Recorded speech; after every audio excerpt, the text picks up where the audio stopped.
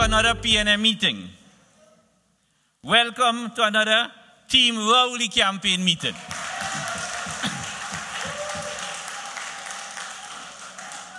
We hit the road in Arima about 2 weeks ago.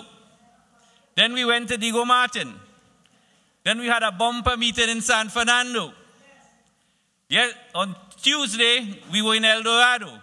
And today, Thursday, we are here in this beautiful housing development of La Horquetta. And just to forewarn you, next week, Tuesday, we will be in Sandy Grande. Next week, Wednesday, we will be in Chaguanas. And next week, Thursday, we're going to the Deep South in Point Fortin. So, ladies and gentlemen, the show is on the road. But before I proceed, I will ask the Secretary of the Constituency and Vice Chairman of the Tunapuna Piako Regional Corporation, Ms. Onika Haynes. I welcome you all on behalf of the La Horquetta Talparo constituency, home to the La Horquetta Pan Grove, home to ETEC. You all knew that? Home to national footballer Gary Glasgow. Did I talk about the La Horquetta Pan Grove? Singer band champions for 3 years in a row. Beautiful. Home to Wallafield. Home to Fort Reed Pillars. Yes? Home to the largest housing development in the Caribbean. Former home to our Lady Vice Chairman Camille Robinson Regis. Current home to Maxi Coffee. And we thank God for his grace. And we thank God for bringing him back to us. Renewed. Yes? Thank you very much for attending. I understand there's a bumper crowd outside. We may have to rent additional chairs. But that is how we do things at La Horquetta Talparo, the best constituency on the east-west corridor. Thank you so much for your time. Thank you so much for your effort. Welcome one, welcome all. Article 1 of the PNM Constitution states, the name of the organization shall be called the People's National Movement. Everybody knows that. Article 2, aims and objectives. And it states, the PNM is a political organization pledged to the maintenance of the rule of law, founded upon democratic principles, basic human rights and dignity, and dedicated to the raising of the moral and material standards of the citizens of Trinidad and Tobago and the promotion of their progress in all fields, political, economic, social, moral, and cultural. Ladies and gentlemen, this was written in 1956. It is as fresh today as it was then. So let's hear a round of applause for your great party, the People's National Movement.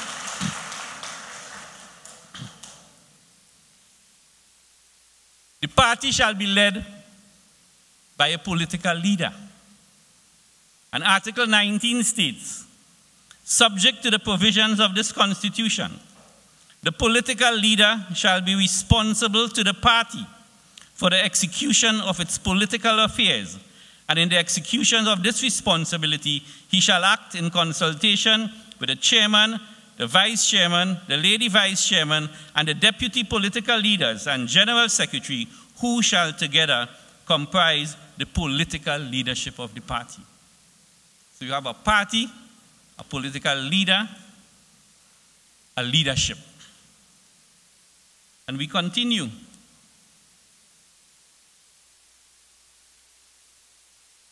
Then comes a central executive. You vote for the members of the executive, 16 of them. That's what this election is all about. And beyond the elected executive, there's something called a central executive. The central executive not only comprises the elected 16 members of the executive, but it also comprises the following: the officers of the movement, which are the 16 members, 10 other members elected to sit for 1 year from among the constituency representatives on the General Council. That's where the democracy of the party is. You have an executive, you vote for the executive, but at the constituency level, 10 constituency members of the General Council are still elected to the central executive. 3 other members elected to sit for 1 year. 3 other elected members elected to sit for 1 year by the legislative group from amongst its members elected to serve on the General Council, and 1 each from members of Parliament and the Tobago House of Assembly and the local government bodies. There's 1 representative from the Women's League, and there's 1 representative from the Youth League. And then the political leader, at his own discretion, can appoint 5 representatives to the central executive from the General Council. Political leader, the leadership, the central executive, expanded. And then you have the General Council, which is responsible and is the highest decision-making body in the party, bar a national convention. And the crowning it off, once a year, we have kept 47 of them since the party was founded. The annual convention. It is proud, and I say that without fear of contradiction, to be a member of this organization. And I think all of us should feel proud, the way I feel proud. So you now understand the type of party of which you are members. And then there are units of the party. The building block of the party is the party group. Just as the building block of matter is the atom, and the building block of the bodies are cells, the building block of this political organization is the party group. Then at the other level is the constituency group. And then you have the Tobago Council. Then you have the General Council. You have the Central Executive. You have the Legislative Group. You have the Youth League. And you have the Women's League. Everything is covered. You know, I was told when I initially joined this party many years ago that if the PNM implements even half of its constitution, it will be invincible. I think the mission of this executive is to implement all of the constitution of the People's National Movement.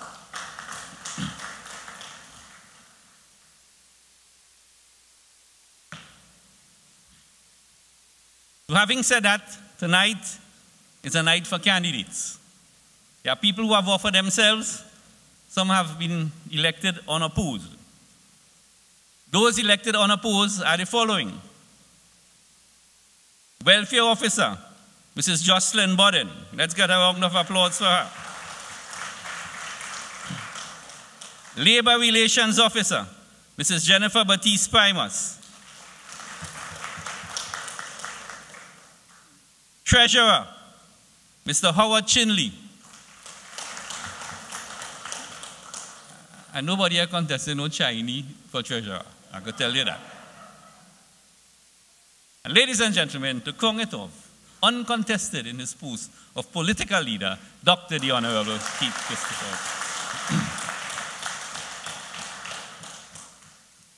So as I said, tonight is candidates' night. And the first candidate I call to address you will be what is de facto the CEO of the party. The person who runs the day-to-day operation of the People's National Movement out of Balize House. He has an office with a big sign on it. The General Secretary of the People's National Movement. The General Secretary candidate for Team Rowley, Mr. Foster Cummins. The PNM is getting stronger and stronger and stronger. And as the PNM gets stronger, our opponents get scared.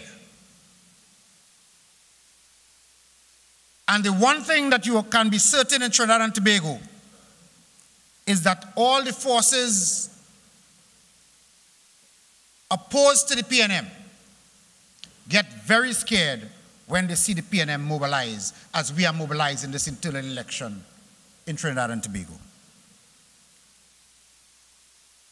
are Team Red and Rowley. We are the team that will work along with the political leader to take the PNM into the next local government election, and we will be victorious. We are the team that will take the PNM into the 2020 general election and will form the next government of Trinidad and Tobago.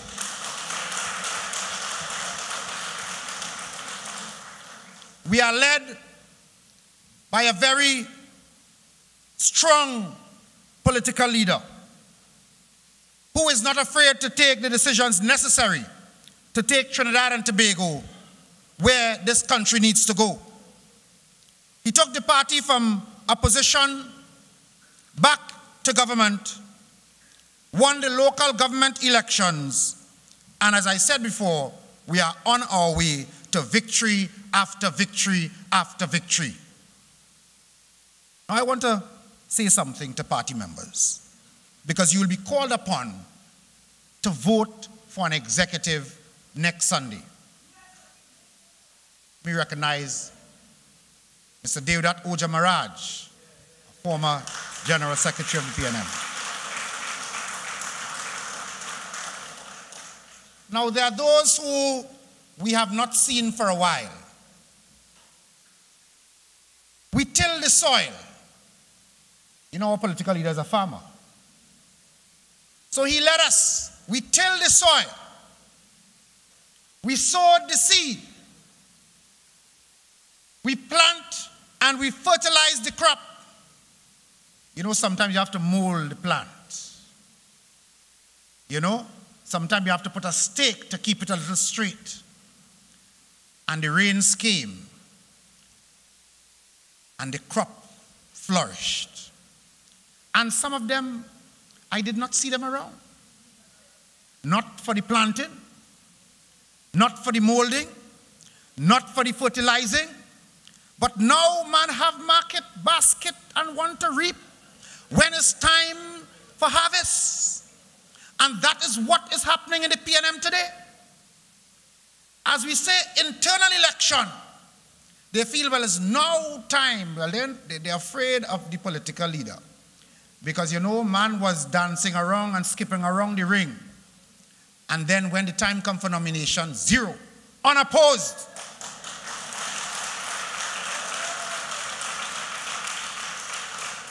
So they decide, we can't take him, but we will surround him with people who he cannot work with, who he will not get the support from, and who are not loyal to this political leader. That is what we are faced with. And that is the decision as party members you are called upon to make next Sunday. Will you allow them to surround our political leader with people who do not believe in teamwork? I call on you to exercise your vote in a way that will cause the political leader to have a team of persons that he can work with, that will give the support, that will give the loyalty to ensure that the PNM is an unbeatable election machine when the elections are called. So if you look at them and you examine them and you did not see them in the last 6, 7, or 8 years, then you place your X next to Colm Imbert for party chairman. And you couldn't find a better candidate for general secretary than Foster Cummings. The chairman of the PNM is a very senior position. It requires experience. It requires track record. It requires commitment and loyalty. It is not about somebody trying to fuel their personal ambition. And therefore, it's not about who smiles the most or who is taller or shorter. You must think deeply and select somebody with a track record, somebody who is qualified to do the job, somebody who has demonstrated service to party, somebody who has been in the parliament of this country under a PNM banner for over 25 years. That's the member of parliament for Digo Martin Northeast.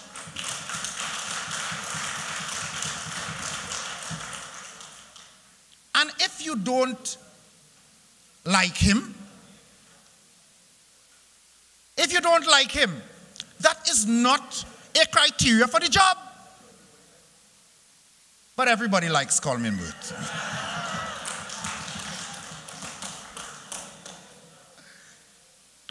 My friends, there are those who are lining up for senior positions in the PNM. If you wish to be the General Secretary of the PNM, that's another senior position in the party. And let me just tell you what is required for that position.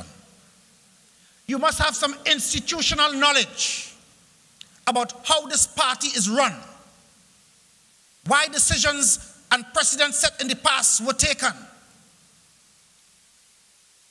what are the policies that guide this institution. And I suggest to you, with the greatest respect to our young people, that it's not advisable to walk from the Youth League straight into the office of General Secretary of the PNM. I was a member of the Youth League, I can tell you. I have spent the last 31 years of my life in the People's National Movement. I have served as chairman of Couva South constituency.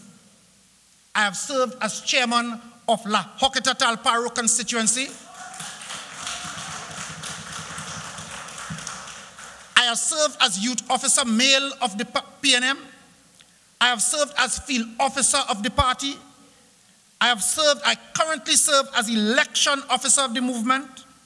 I've spent 25 years on the general council of the party, 20 years on the central executive, served as campaign manager for general elections, local elections, and the THA elections in Tobago. And my friends, what that allows you is to garner a certain amount of experience and to occupy the chair of General Secretary, a position that was held by people like the late Martin Joseph, people like the late Nello Mitchell. You know these names? People like Devdat Oja Maharaj. You must have that experience because you are the hub, the center of the wheel that will be responsible for all the moving units within the party. That requires experience. As we go to elect a new party executive, we have a responsibility as party members. And that responsibility goes much further than who we like and who we don't like. That responsibility, party members, goes much further than who is a friend or who is not a friend. That responsibility requires you as a party member to ensure that the party is led by persons who are capable, competent, qualified, and loyal to execute the responsibilities that you will elect them to execute. So I say to you tonight, support the Red and Rowley team. We are the winning team. We are the team that will take you to victory and keep the party in government for the next 20, 30, or 40 years to come. Because there's one party that knows how to govern Trinidad and Tobago, and that is the People's National Movement.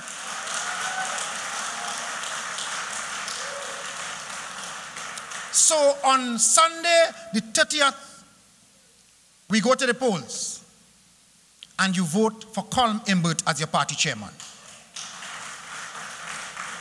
You vote for Robert LeHunt as your vice chairman.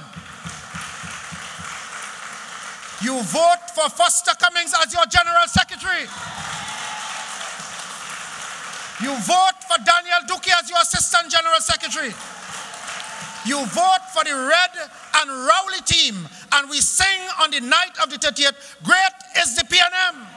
Great is the PNM, and it must and shall prevail. I thank you. Assistant the General Secretary is the Assistant General Secretary. He has many important roles to perform, one of which is the writing of minutes for all our meetings, Central Executive, General Council, etc., etc., etc. He keeps the party records. The party has an archive. Years and years of General Council minutes. Years and years of Central Executive minutes. Years and years of annual convention documentation. He's the custodian, largely, of all that data. To address you now, ladies and gentlemen, esteems Rowley's candidate for Assistant General Secretary, Mr. Daniel Duki. I'm very delighted to be here this evening and to have the opportunity to share a few words with you as we engage the internal elections of the People's National Movement, and the outcome we look forward to is victory for every single member of Team Rowley. My friends, I want to remind you, as I chat with you for a few minutes, about a story that I've learned a lot from. It's a story about a people trapped in bondage and the cry of a leader to let my people go. And eventually, the people were released from bondage and made their journey to a land of milk and honey, but encountered a period of difficulties and challenges referred to as the wilderness. And this people spent 40 years in that wilderness before they can reach the promised land. A journey which lasted 40 years, but really, according to the experts, should have taken 5 years or less. And there are reasons for that I want to remind you tonight. And primarily, the reason deal with the conduct of the people. The people rebelled against the leader and rebelled against the leadership. The people murmured and grumbled. Yes, they were hungry and they called out for food. They were given bread, but they were not satisfied. They called for meat. Maybe in these times they would have asked for KFC. But they called for meat. But I see a particular alignment with that story and the story of the PNM in my respectful view. Because at the time, I considered us to be held in bondage by the UNC during the period 2010 to 2015. And there was a cry from among our leaders, and our leader in particular, to let my people go. And we thank God that in 2015, election came and victory came to the People's National Movement. And as we journey to our promised land in these times, just like the children of Israel, we are encountering some challenges, we are encountering some difficulties. And to my disappointment, some of our people are behaving just in the bad manner some of the children of Israel behaved in the wilderness. There are some among us who are attempting to undermine the leadership. And I ask you, if you know those people, to reject them out of hand tonight. If we want to reach the promised land, it is important to reject that type of conduct. There are those among us who are fighting with each other unnecessarily. There are those among us who have bread, but they are not contented. And there are those among us who are murmuring and grumbling. I compare the two tonight, my friends, because I want to tell you what I've learned from that story. And I've learned that if we want to see the promised land, if we want to see betterment, if we want to see a brighter future, it is important to be obedient to leadership. It is important to be obedient to our calling.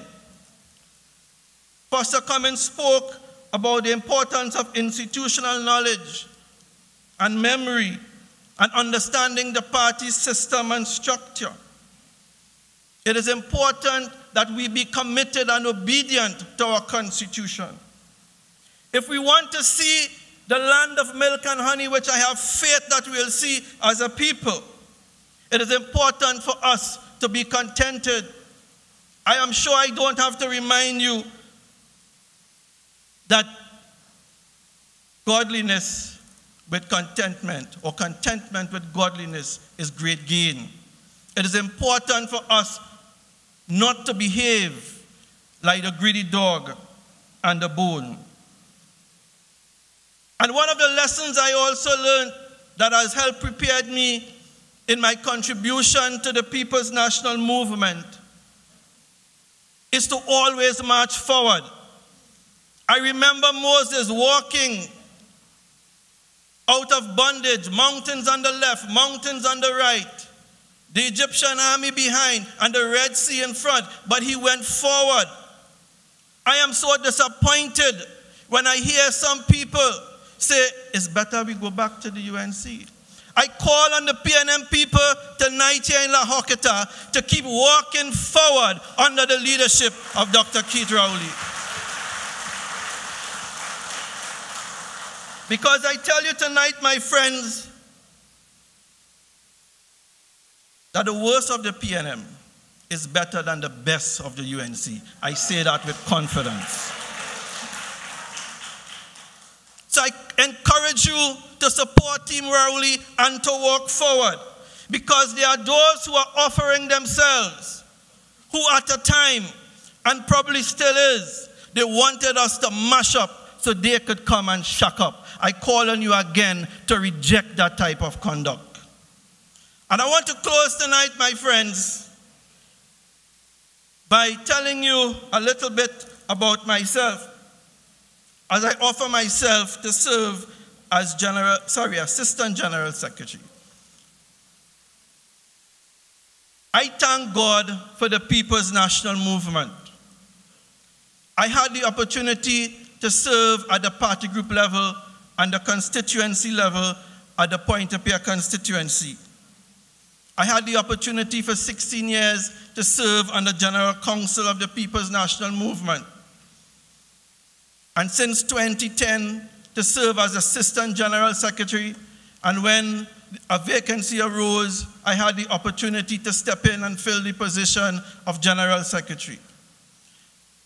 I had the opportunity to serve on a number of committees of the party, to serve this great party at local government level as an alderman in the city of San Fernando, and to serve at the parliamentary level as a senator. I say that to tell you tonight that when you serve the PNM, you serve Trinidad and Tobago.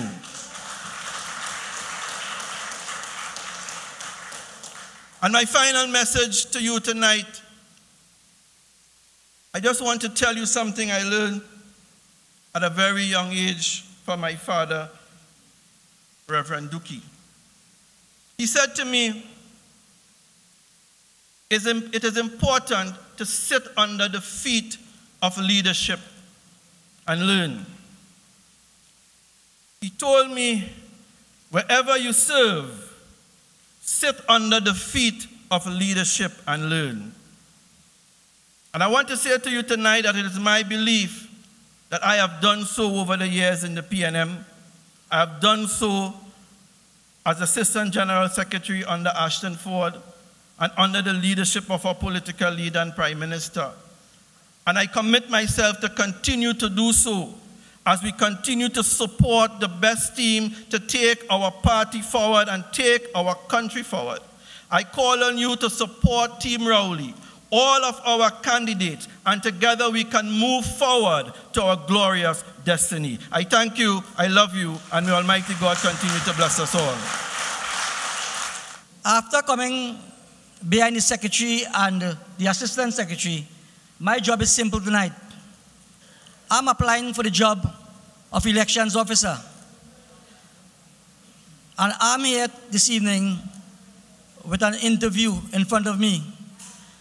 And therefore this evening, for the few minutes, I want to tell you something about myself and what I have done for this party for you on September 30th to ensure not only Team Red and Rowley, but ensure that Indira Parashram becomes your next elections officer of this great party.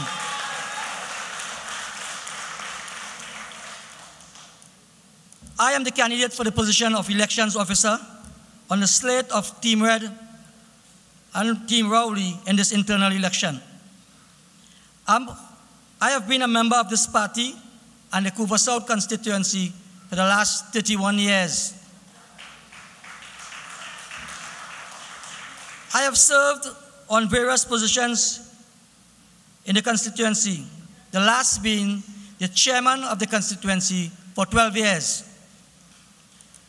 I've served on the General Council for 23 years and 13 years as a member of the Central Executive. Presently, I am serving for the last 7 years, 7 hard-working years, as a field officer of this great party. And I want to stick up in here, because for those last 7 years I served as field officer of this party, I've been able, together with a political leader, or esteemed political leader, to walk the length and breadth of this country. I have not seen those other members of this party who are contesting against our slate. I've not seen them walking a day. I've heard many things. And as soon as September 2015 came, and we formed the government of Trinidad and Tobago, still, after 2 years, still not seen. But now, as we are on the brink of 3 years, we are now seeing the same ones who want to come into our party. I want to remind you this evening, as your incoming elections officer, 2019 and 2020 are facing us. 2019, maybe under a year from now, we'll be facing our local government elections. And if you know elections well, if in 2019 anything should happen different, we can kiss 2020 goodbye. And therefore, you must elect a strong team who will work around the leader of this party to ensure first and foremost and secure victory for the People's National Movement in the local government elections. I have been a campaign manager for the Couva South constituency for 3 elections.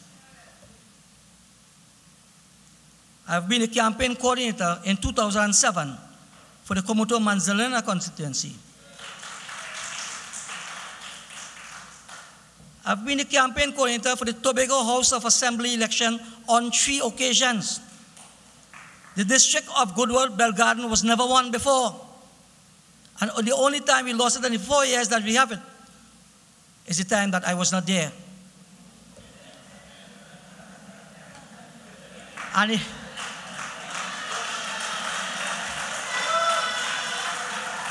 you want to know more, on the last election, we bottomed Goodwood Belgarden by 5 votes. I was campaign coordinator for the Shogunas Borough Corporation for 3 terms. You remember, for the elder ones, you remember that we only had the 1 lone councillor, and he's here, Mr. Ronald Hira, with us. And in my 3 terms there, we moved from 1 to 3 councillors at present. And at the last local government elections, we tied the borough of Shogunas under my leadership. And only the ILP separated the PNM from taking the borough of Shogunas. In the last local government elections, I was also instrumental and the coordinator in the Toko Sandy Grande Corporation.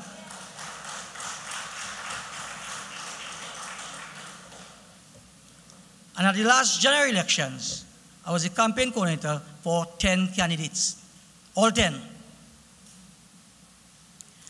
So that will tell you, in my political 31 years, I have managed or coordinated approximately 40 candidates. Therefore, I possess a wealth of experience and knowledge in the execution of election matters. Looking ahead to the 2019 local government elections and the 2020 general elections, and after all these years of political experience in elections, I am now ready and qualified to become the next elections officer of this great party.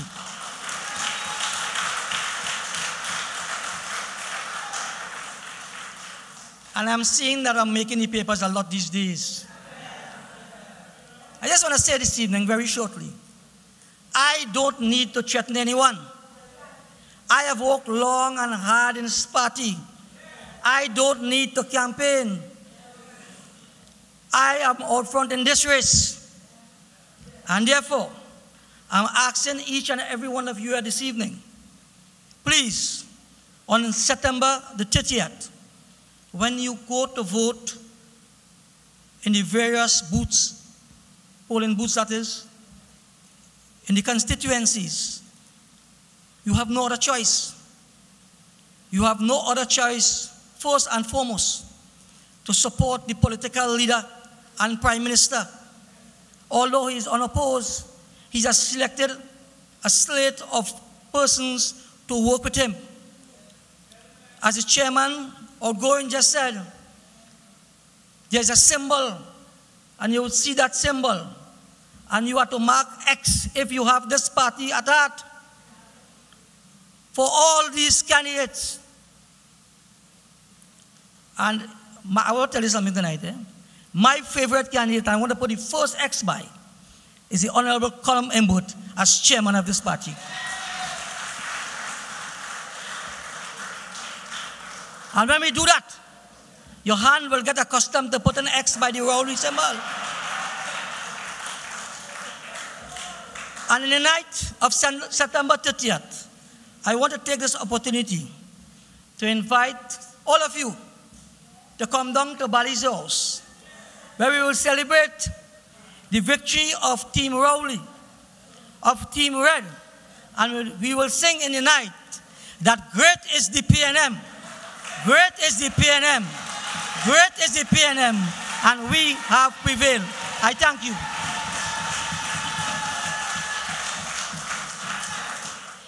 Every political party must have an organ for presentation of its views.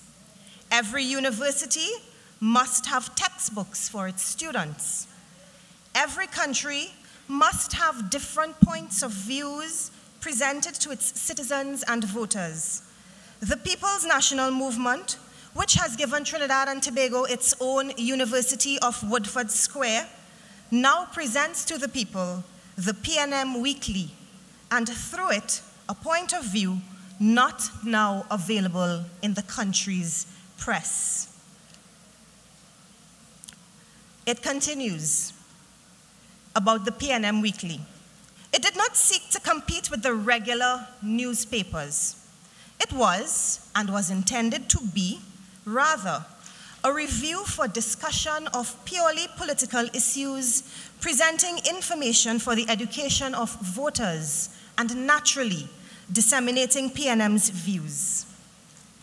This was magnificent for the new journal born on July 14th of a party born on January 24th.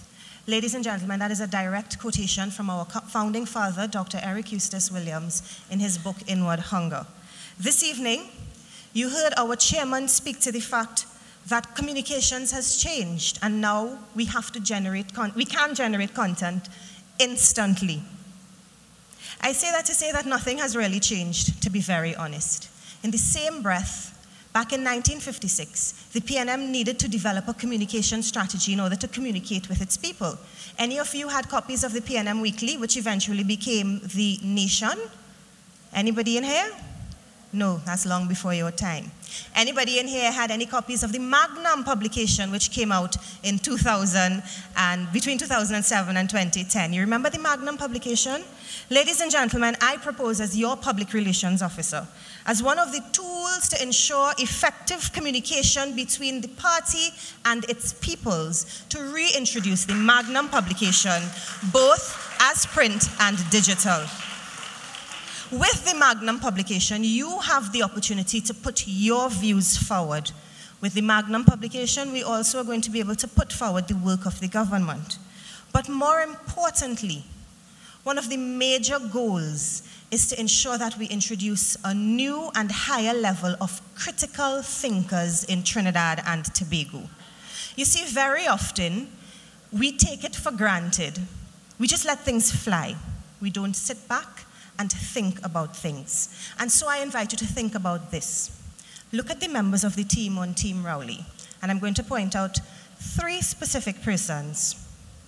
Abdon Mason, currently serving as the mayor of Point Fortin. Abdon Mason was a very dynamic National Youth League chairman in the 80s coming up. And into the, 80s, it's all right, it's all right, Abdon, it's okay. Foster Cummings.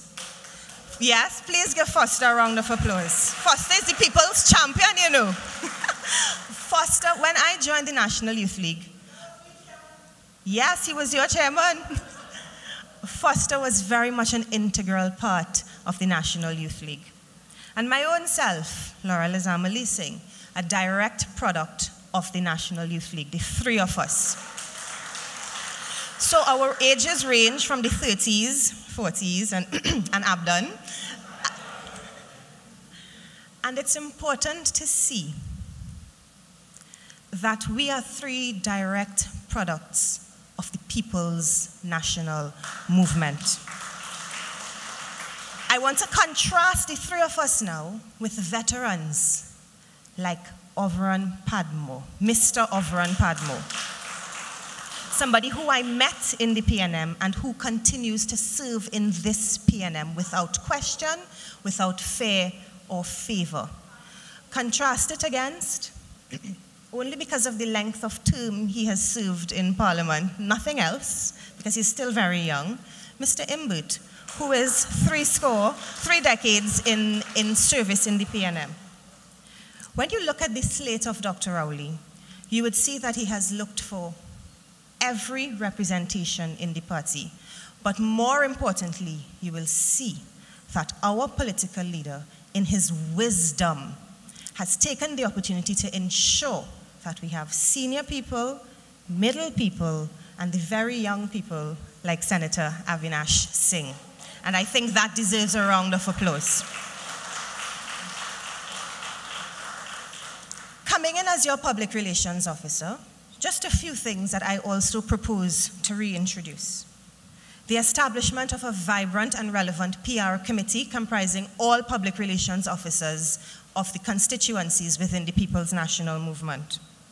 Media training for PNM PROs, because we are all spokespersons of our great party, we are all ambassadors, and at a moment's notice you must be able to speak with confidence on behalf of our party. Consistent use of traditional and new media to get the party's messaging out. The operationalization of a PNM media center. We're not going to go into the business of news or anything, but a PNM media center.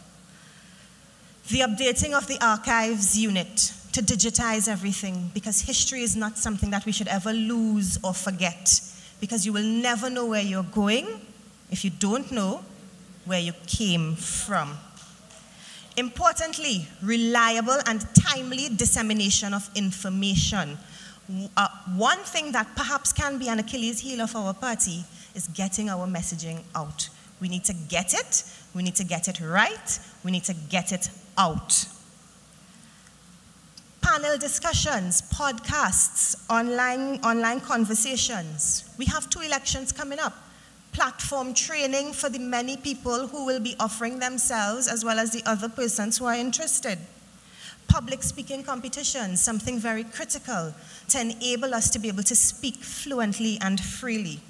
And of course, several interactive sessions. So these are some of the plans that I propose to introduce as your public relations officer. But these cannot be done unless you take the opportunity on September the 30th to cast your vote for Laurel for Public Relations Officer and for every single member of the Team Red and Rowley slate. It's really very, very simple. It's either you want our party to survive and thrive, or you want our party to fail. Your choice, ladies and gentlemen. September 30th, vote Team Red and Rowley. Thank you.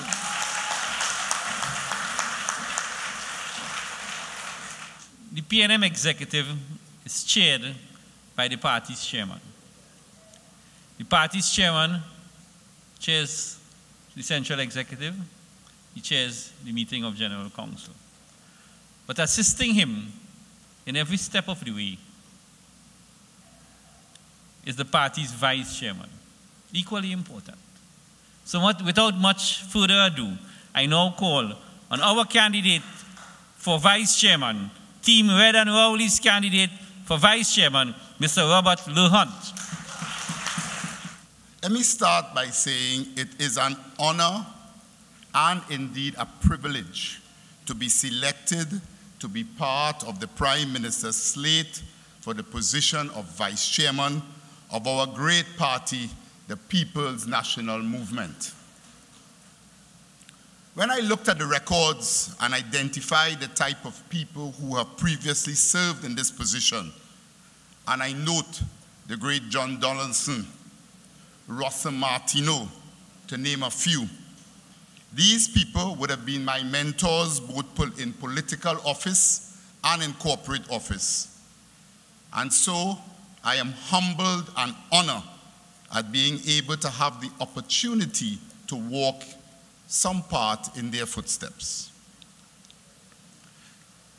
To effectively do this job, that is of a PNM vice chairman, requires a combination of skills. A vice chairman needs to be able to interact with all members of the party and with the public in general. And a vice chairman also needs to be able to manage and build institutions in a way that will ensure the longevity and sustainability not only for this generation of the PNM, but for all generations to come. These are the responsibilities that cannot be taken lightly. And my experience over the past 30 years in community work within the People's National Movement and in corporate life have prepared me to shoulder these responsibilities. You see, I joined the PNM in 1986 after returning from studies abroad. And unlike other professional colleagues of mine who are PNM today and not PNM tomorrow, and I'm sure you could recall a few of those, I have always been an active member of the People's National Movement. Whether we were in government or whether we were in opposition. My PNM journey started in Faizabad, where I lived. And wherever I moved to, because of my job, I became an active member of the PNM, whether that was in San Fernando West, whether it was in Tobago, whether it was in Diego Martin East. These engagements, together with the assignment given to me by our political leader to be the coordinator of St. Joseph at a time when we recognized in 2010 that we needed that constituency if we needed to be back in government, to returning in 2015 and taking over the Dabini O'Meara campaign. All of these experiences have provided me with a wealth of and a broad perspective of the inner workings of the party, which is required for you to be able to serve effectively as its vice chairman. Being a vice chairman also requires a certain amount of tact and an ability to organize and mobilize teams to actively deal with issues with the party. You need to be able to work with people. You need to be able to be diplomatic. And I tell you, based on the work that I have achieved in my corporate life, having moved from this country to other countries working, diplomacy is something that I have, and therefore I feel that I am well prepared to be your vice chairman. So as I said before, my name is Robert LaHunt, and the hunt is over. If you're looking for someone to be your vice chairman, you have found the person.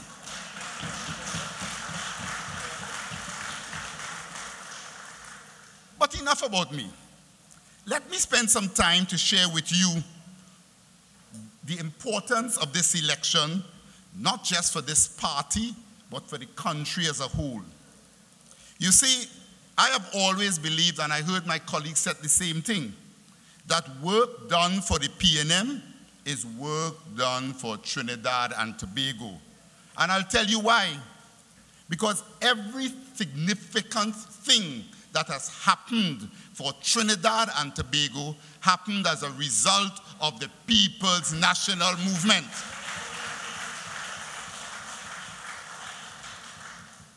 You see, when other administrations leech off the bounty of this country and the attempts to run it into the ground, we have continually showed the vision, we have continued to show the leadership that is required at different times of our country's development to benefit all the citizens of this country. The PNM government was the one that was responsible for monetizing our natural gas and setting up the LNG plants in Point Forte.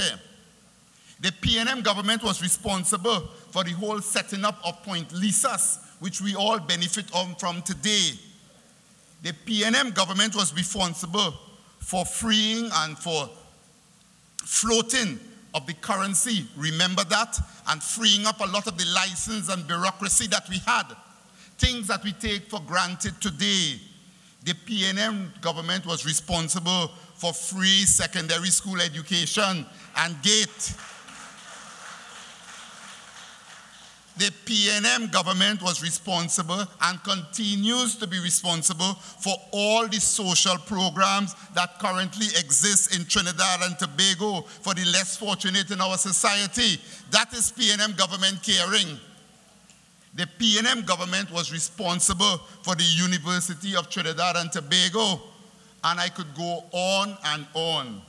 And the tradition of transformational development continues today, even during this time when our country is forced to make serious financial adjustments to the dramatic decline due to a dramatic decline in our revenue. We have heard our Prime Minister speak about the building of the dry dock facility in Labre that will provide thousands of jobs. There's the continued development of the tourism sector. We have heard about the Sandals project. We have heard about the development of the airport in Tobago. We have heard about the development of a deep water harbor to facilitate yachting in Tobago. We have also heard, in addition to all of that, we have also seen all of that happening, and we are also hearing about building and extending a highway that will get us to Toko. All of these projects, past and present, prove beyond a doubt that the working of the PNM and that working for PNM is working for Trinidad and Tobago.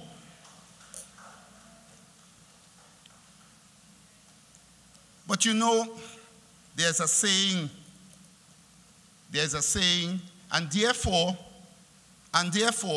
when you're working for the PNM, as I said before, and you're working for Trinidad and Tobago, it means, therefore, that as a member of the PNM, you have a certain degree of power. You have some power because what you do is what is good for Trinidad and Tobago. But then there's a saying, you know, that with great power comes great responsibility. And so I ask you, how will you use that great power that you have as a member of this great party? The answer is simple. Yes, that lady is saying it. On September the 30th, vote solidly in support of Team Red and Rowley. And in so doing, you'll be safeguarding and protecting not only the people's national movement, but your country as well. Take note, I did not ask you to vote for me, although by extension you'll be voting for me while you vote for the team. Because when you look at a football team, you know there are 11 players on a football team. All right? And if you have 11 players, each one of them have a role to play. Now, if you go out there and you put 11 forwards on the football team, regardless of how great those forwards are, it wouldn't matter. You will lose the game. At the end of the day, the captain and the coach of the football team also have to put a team out there to play a football match, depending on his opponent. So sometimes, you know, they'll put a 4-4-2-4. Sometimes they'll play a 4-3-3. So it really depends now on the coach to look at the team, to look at the opponent, and put a team together. Right? Right, so...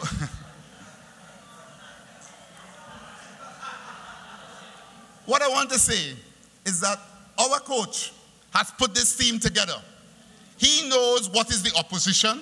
He knows what types of players that we have. And he knows the skills of each one of the players.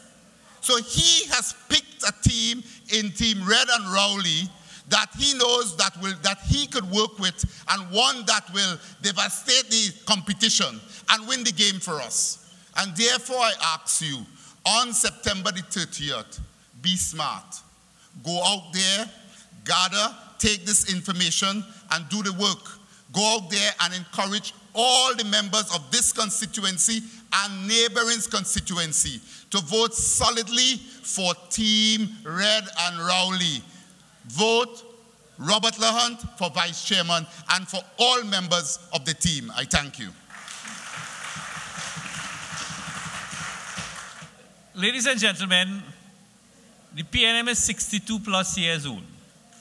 Every position here has a legacy, from political leader to chairman, to field officer, to operations officer.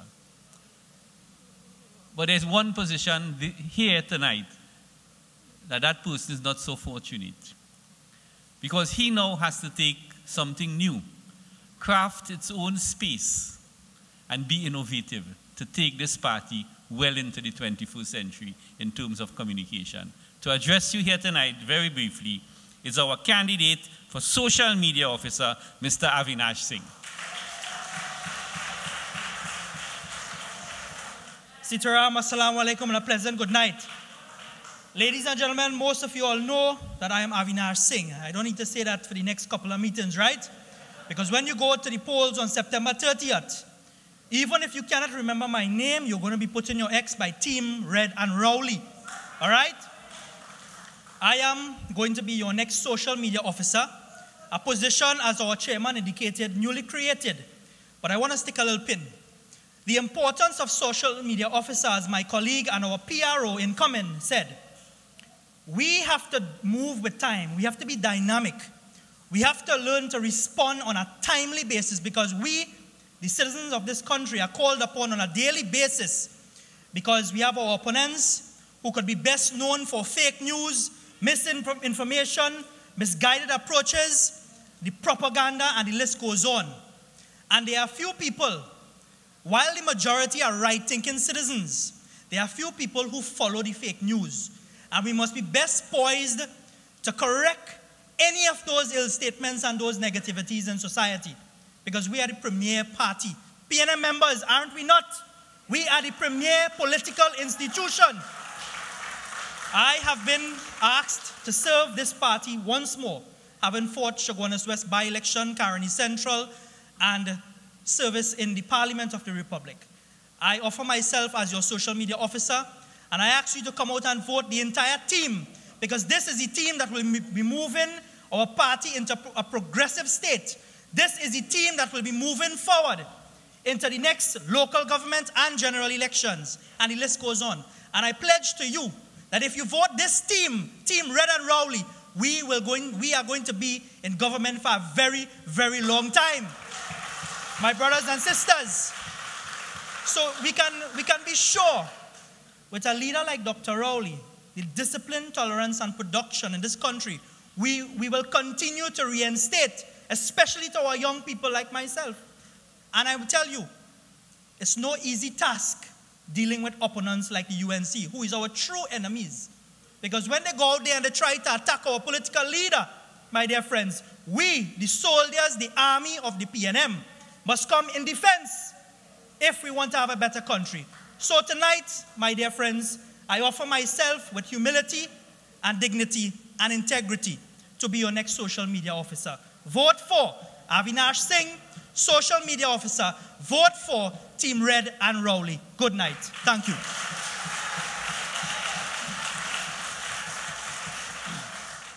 He is very experienced, a very experienced parliamentarian, a very experienced member of parliament, a very experienced minister, a very experienced politician.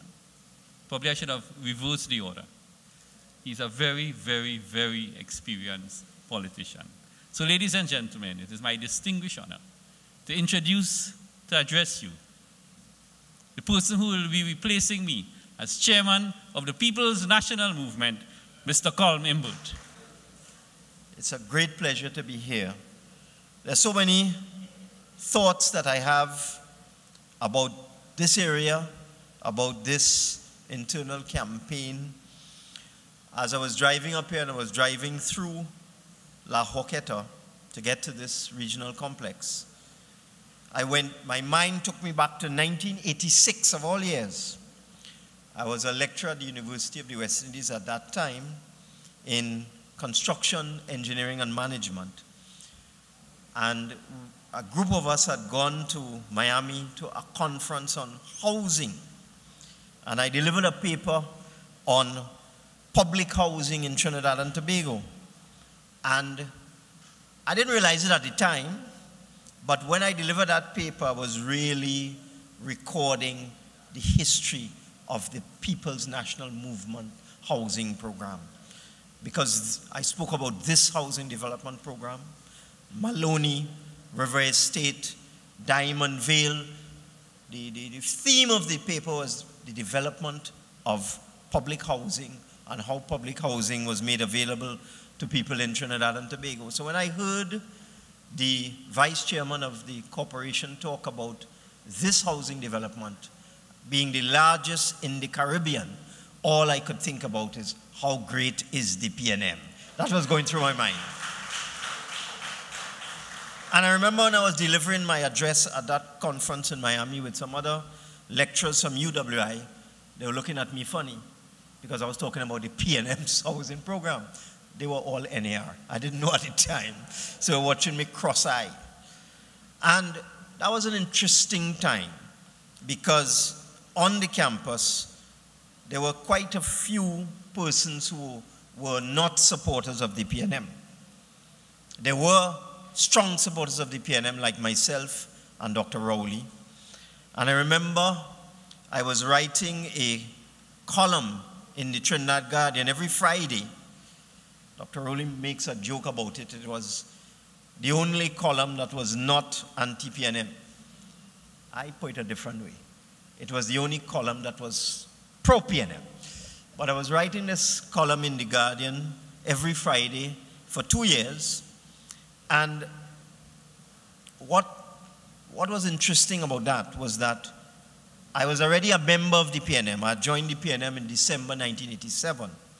And I wrote this column between 1989 and 1990. And every week, there's a drop lash on the NAR. Licks every week. And the head of my department at the time was not a PNM. And I believe I have the distinction of the first university lecturer in the University of the West Indies who ever got a warning letter and was threatened with dismissal for supporting the PNM. So I have a lot of history in this party. I remember the first election campaign of 1991, where the PNM at the time only had 3 seats, 6 senators in the opposition. And as we came towards that 1991 campaign, the PNM decided to announce candidates that they were sure about. There was about 5 of us, myself, Dr. Rowley, Ken Valley, and so on. And after being announced as a potential prospective PNM candidate, I believe it was around February 1991, the next week I sent in my column to The Guardian. As usual, I'd written 100 articles by that time, and they didn't publish it. So I found it strange. So I called up The Guardian, I spoke to the editor, I said, what's the problem? And the person at the time, that was Terrence Mills, deceased Terrence Mills, said, sorry, you're now a PNM candidate, you're not writing in this newspaper, and that was the end of that. So I've had some really interesting times with the PNM. But we went forward to December 1991, and there was an opinion poll done by Selwyn Ryan in 1991, about a month before the election was due.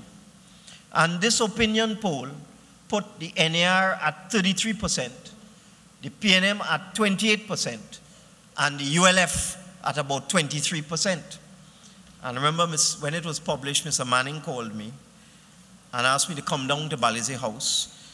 And we went and we had a meal over in a restaurant. I believe it's now Town Restaurant on Cipriani Boulevard. It had another name then. And he was a bit concerned. I said, don't worry with that. Because myself, Mr. Valley, Dr. Rowley had been looking at the results of various opinion polls, and we were certain we would win the election. I said, don't worry with that. We go win. So Robinson, A.N.R. Robinson, who was then Prime Minister, saw that poll in the papers, 33 NAR, 28 PNM, 23 ULF, and he called election. 1 week later, Selwyn Ryan did another poll, 33 PNM, 28 NAR, and 23 ULF, and we bust detail. That was such an interesting time. I'm giving you this story because I have been in this party and been deeply involved in this party for so long, in so many things. I remember that year, 1991, there were 3 opinion polls, and they said the only seat that the NAR would win in the East-West corridor would be Diego Martin East, which was the seat I was contesting. Because they said the opponent, that was Anthony Smart, was a strong candidate, and it would be impossible for the PNM to win. But I had been walking the ground in that seat for over 2 years.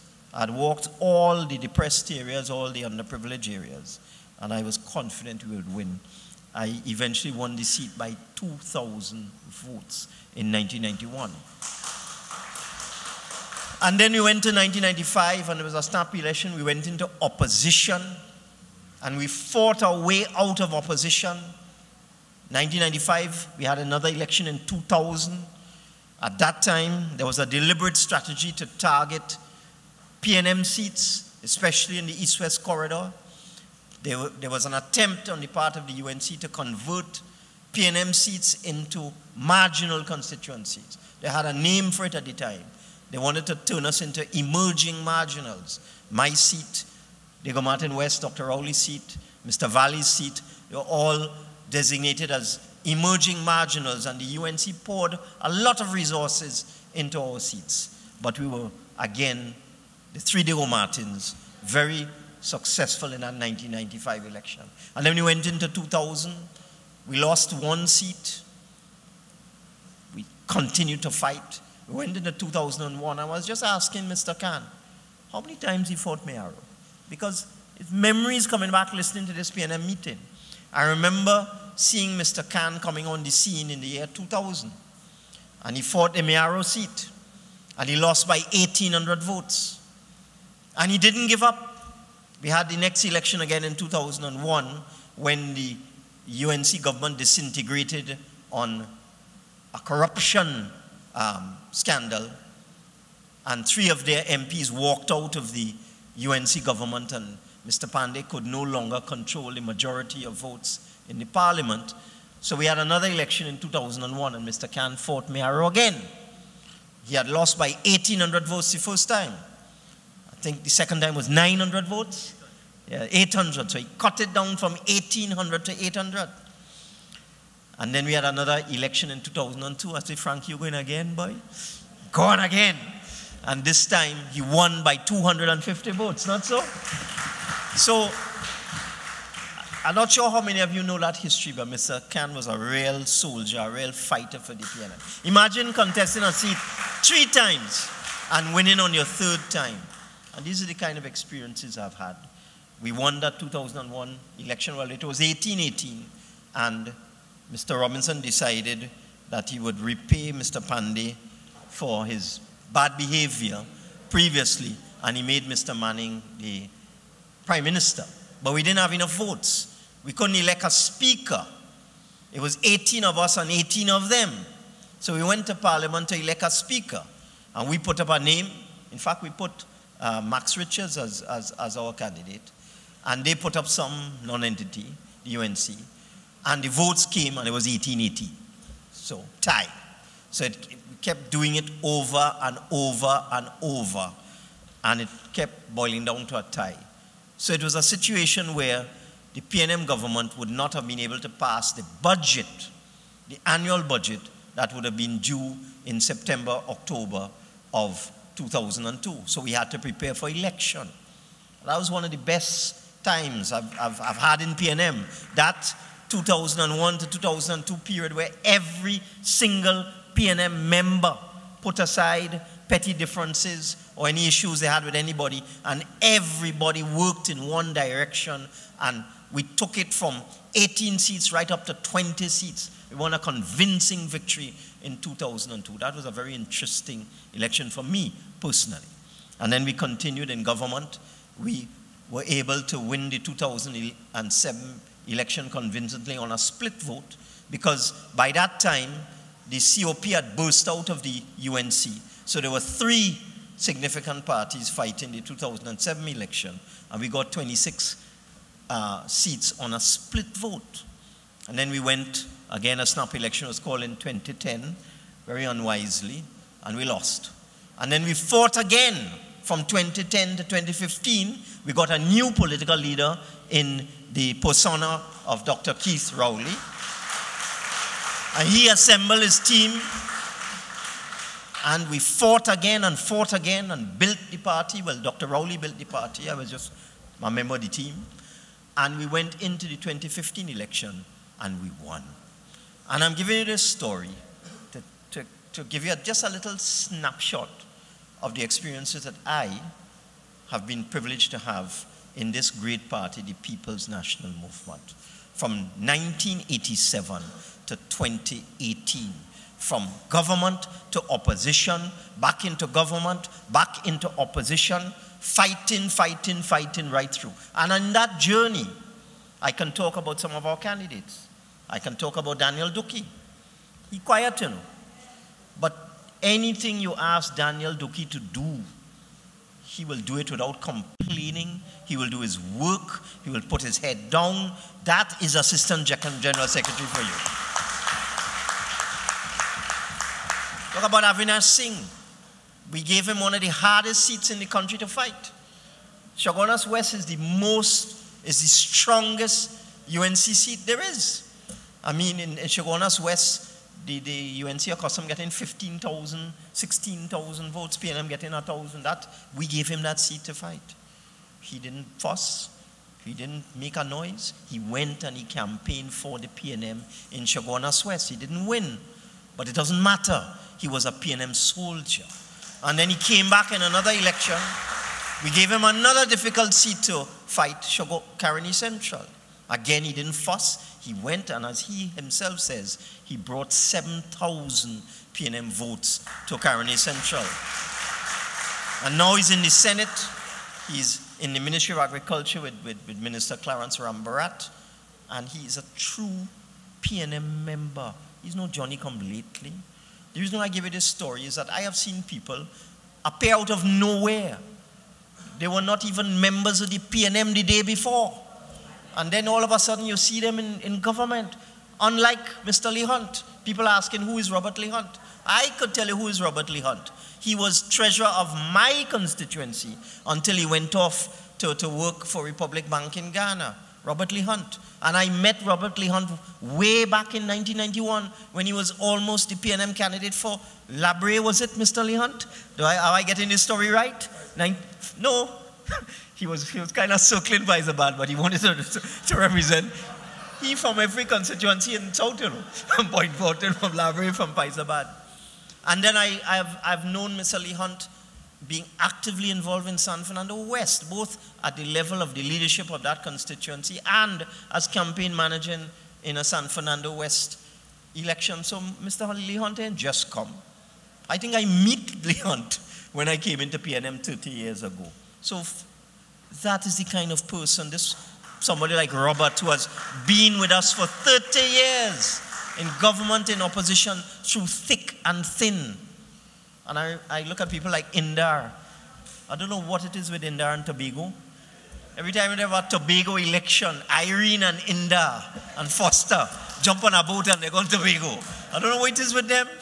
But I've been to Tobago to see THA elections. And those three, Indar, Irene, and Foster, over there busy like bees, managing PNM districts and PNM areas in THA elections, giving yeoman service to the party in Tobago as well as in Trinidad. And the reason why I'm telling you all of these things is that the team that Dr. Rowley has put together, Team Rowley, I have personal experience with every single one of them, like Howard Chinley, for example. True blue PNM. They don't leave us when things are going bad. They don't run away and hide and disappear and drop out of the system when we lose an election. These are people who are with us through thick and thin. Every single member of Team Rowley is like that. Every single member. And this is why I'm asking you. We have finally have permission now to use the symbol Team Rowley on the ballot paper. I don't know why Havana say if you can't remember his name, look for Team Rowley, but it don't matter. Look for the Team Rowley symbol. Look in the book and look for the symbol that say Team Rowley and just stamp by the team. Go through the book and as you flip the page, look for Team Rowley and just stamp it. And our team will come home victorious. I mean, look, I listen to people talk about Indar. Indar is one of the hardest working members of the PNM that I have ever come across. Ever come across. So that is the type. Look at the team Dr. Rowley has compiled. There's diversity. Diversity in ethnicity. Diversity in gender. In age. In geography. If you look at our team, we have people in our team from every part of Trinidad and Tobago. Apparently Dr. Rowley is the Tobago part of Team Rowley. Don't mind, he's the MP for Diego Martin West.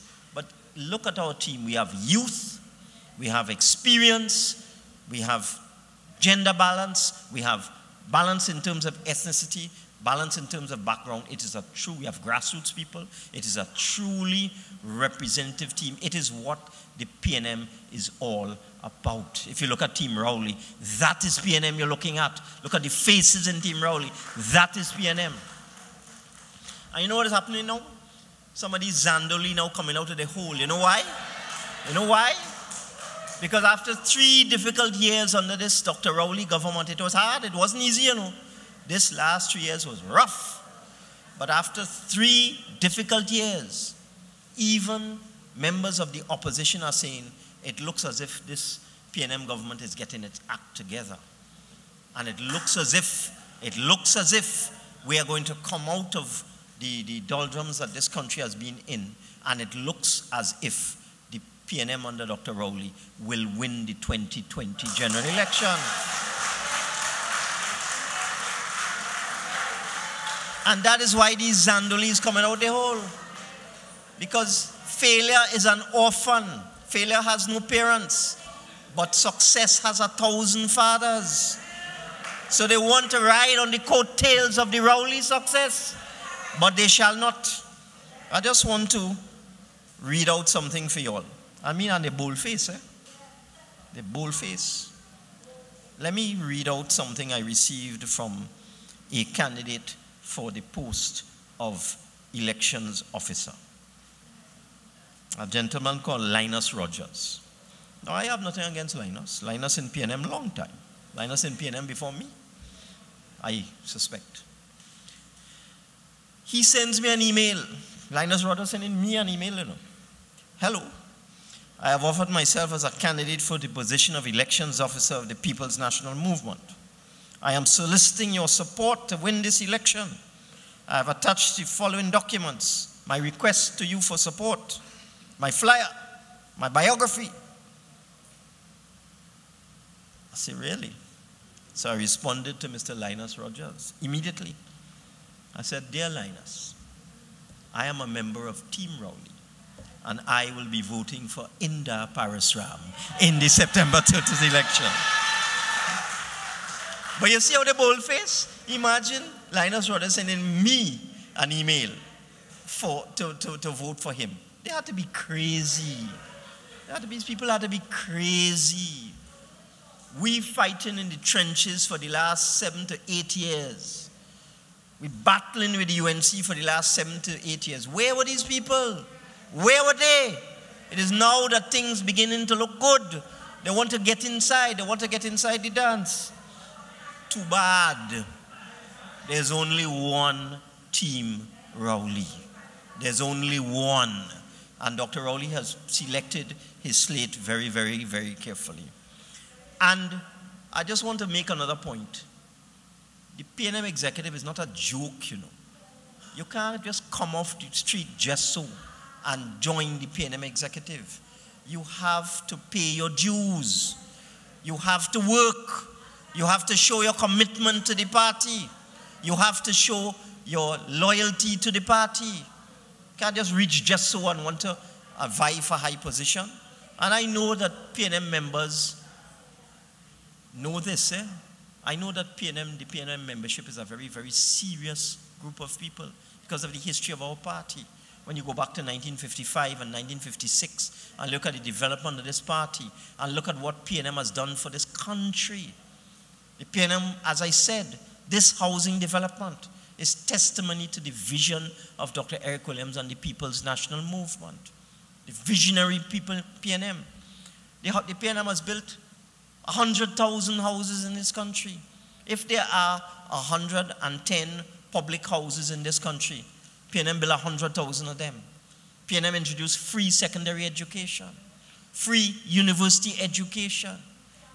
We built this country, you go through the length and breadth of Trinidad and Tobago, and everything that you see is built by the PNM, conceptualized by the PNM. And this is the party that's going to take us forward to victory in the next local election in 2019 and the next general election in 2020. And there's no room for jokers in this pack. No room for jokers in this pack. Only face cards. Only face cards. So all those who want to contest, you should have contested 4 years ago. Not now. Time passed. Too late. You wanted to be in contest election, you should have contested long time. Too late for you. Because we are now going forward and we want to win the next election. And we have no time for fly-by-night people, Johnny Cableti, people who just come off the street, who are not committed to the PNM. We have no time for you. So I expect you, the members of La Horquetta, Talparo, I expect the membership of the PNM to understand that this is serious business and it requires serious people. And therefore, I expect you to vote overwhelmingly for Team Rowley. And the PNM will keep marching on. And we'll sing that song, Great is the PNM, and it shall prevail. Thank you. Ladies and gentlemen, he needs no long introduction. He is well known, he is well respected. He has led this party with distinction over the last 8 years. He has been elected to lead it again for 4 more years, and more if he so desires. So ladies and gentlemen, to deliver the feature address at tonight's meeting, let's stand and welcome the political leader of the People's National Movement and Prime Minister of Trinidad and Tobago, Dr. the Honorable Keith Christopher Rowley. We are a chosen generation, to show all I require for life, God has given me, and I know who I am. We are a chosen generation. Thank you very much, Party Chairman, Mr. Franklin Khan, Party Vice Chairman and candidate for Chairman, Member of Parliament for Diego Martin Northeast, Mr. Colum Imbert. Permit me to pay special recognition to the Member of Parliament for Horquetta Talparo, Mr. Maxi Coffey.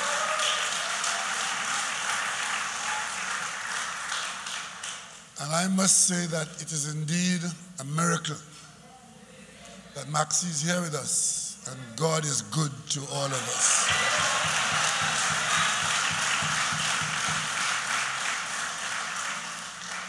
I would like to acknowledge the presence of Mrs. Joan Yule Williams, our Deputy Political Leader, Party and Elections, Deputy Political Leader, Policy, Mr. Rohan Sinanan,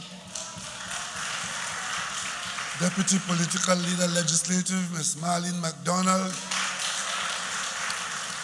other party officers, particularly the executive of La Horquetta Talparo. Tonight I've heard all kind of people saying all kind of things about who was first and who was there and who was the youngest. I have a claim that none of them could have. I am the youngest member of the PNM, of any PNM executive, to ever have addressed the constituency as the first member of the executive to address the new constituency of La Horquetta Talparo. That is a distinction which only I could make. And of course, tonight you would have heard them in their presentations telling you they're from here, they're from there, they're from everywhere. The only place Lehunt has not been is in the moon.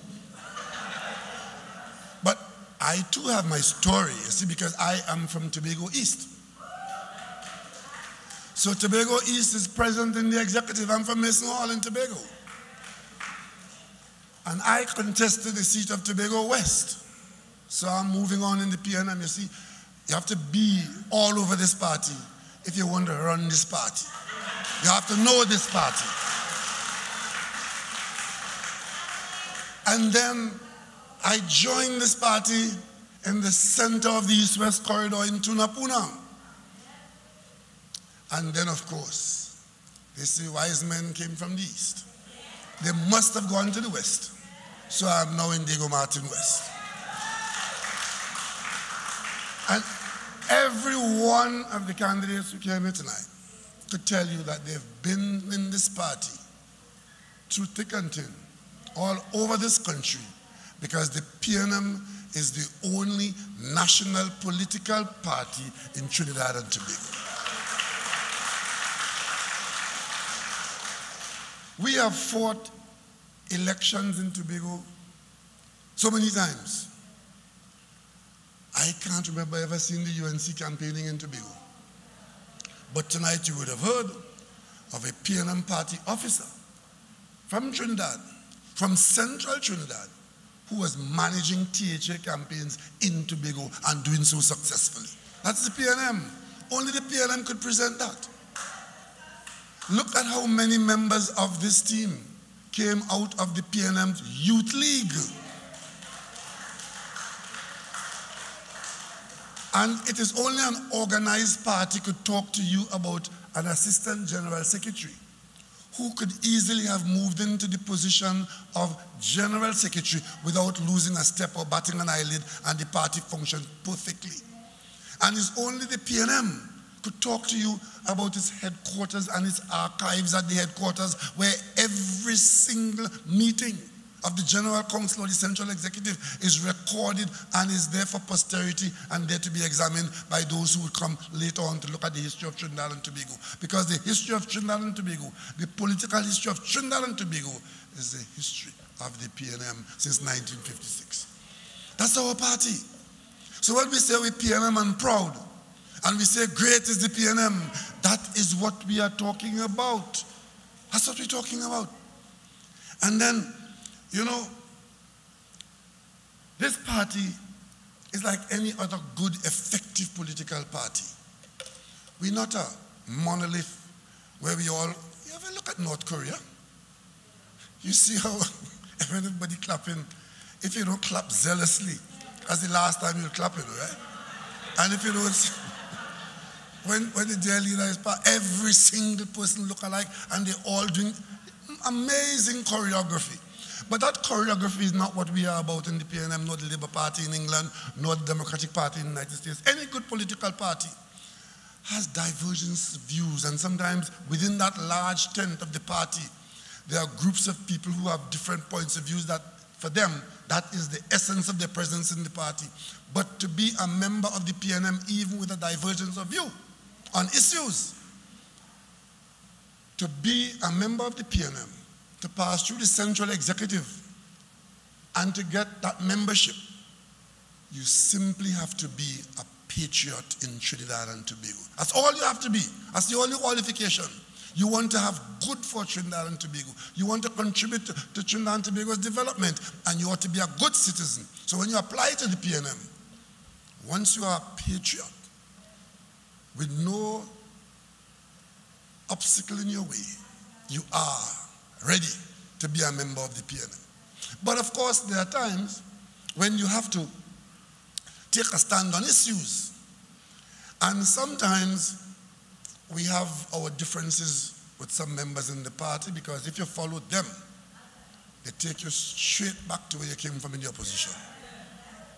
And there are times when you need to strengthen the party, because the party is always being challenged by the circumstances of the day.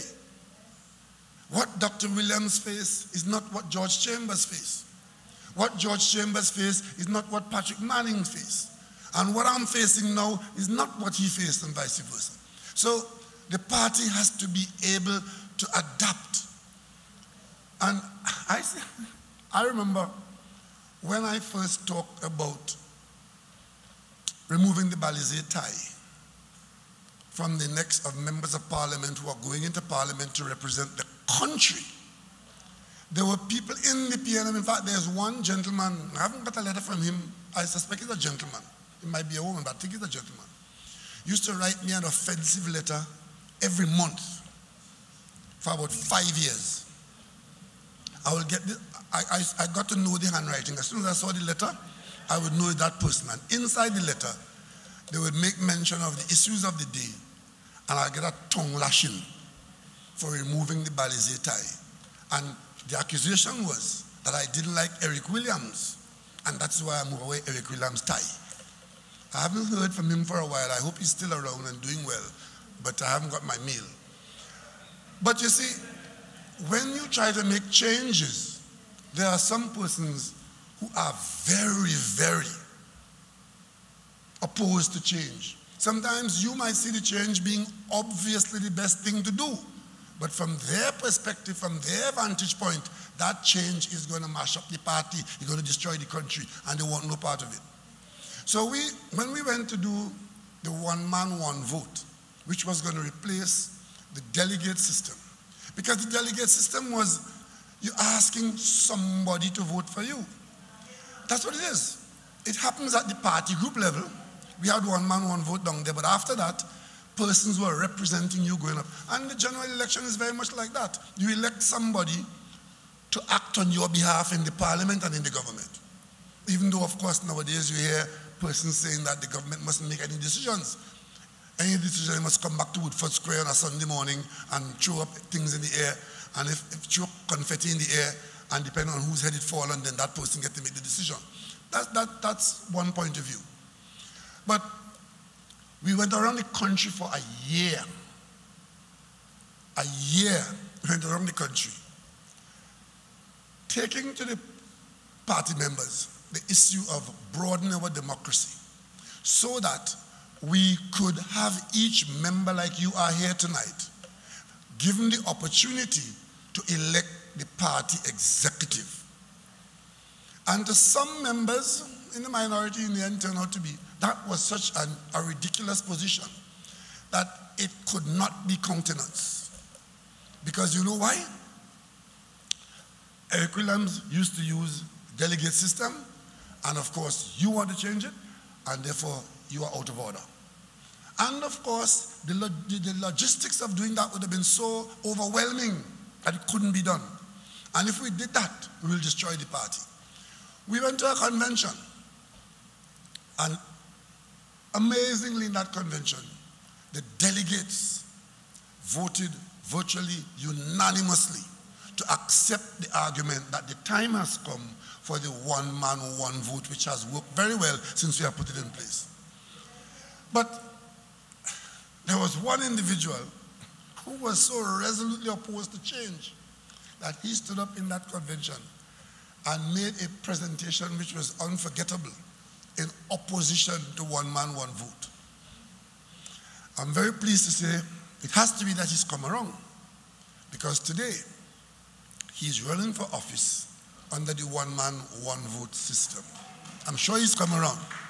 But the point I want to make is that I've heard it said that the main motivating factor for those in opposition to the slate that I'm endorsing is that they want to control the political leader.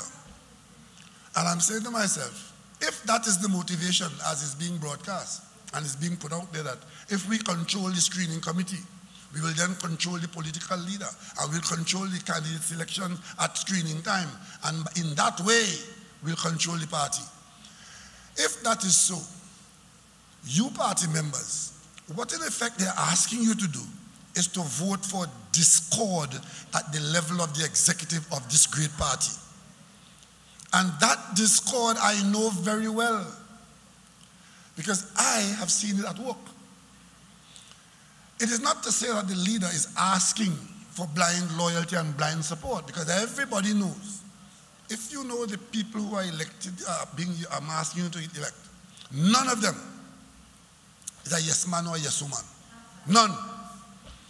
They all are very good at making their case, and that is what you want in an executive.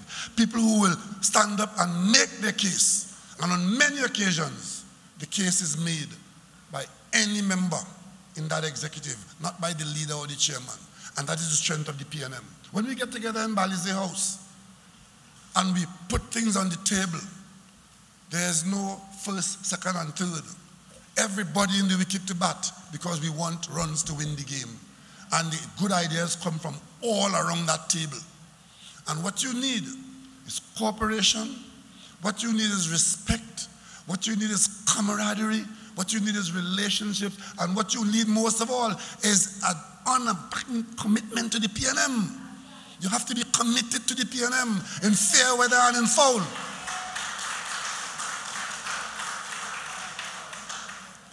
A member of the party who is only a member of the party publicly and otherwise when the party is up and running. But if the party hits a bit of a bad patch, you are campaigning against the party, and you are in fact the most in opposition to the party and virtually telling people, don't vote for the PNM. As far as I'm concerned, if you ever do that, you would have been disqualified forever as a member of any executive in this party. And unfortunately, we have that. We have that. You see, I remember as deputy political leader of the PNM under Patrick Manning in 1991, we looked at the seats that we could win to win the election. And there was one seat that the PNM had a history of winning, and we had it down to win. We had done the work in the opposition, and the polls were showing that we were in line to win that seat, and that seat was Faizabad. It's 1991. I was sent to Faizabad when the election was almost upon us to work with the Faizabad executive to choose a candidate in Faizabad to win that seat. And the reason why I went down there, sent by the political leader to go and deal with the situation, is because Faizabad was nominating 9 people from the executive to run for the seat. And we saw trouble. 9 members of the executive, nobody would give way to anybody else. Everybody wanted to be the candidate because the seat was winnable. I went down there as deputy political leader. I thought that using the office of deputy political leader to talk to them, using the authority of the fact that I was sent by the political leader to talk to them. And you know what, sometimes I could talk, I could persuade people, not Faizabad. I left Faizabad and I had to report to the political leader that we still have 9 aspirants. Not a man or woman would move. And they hold on to that position.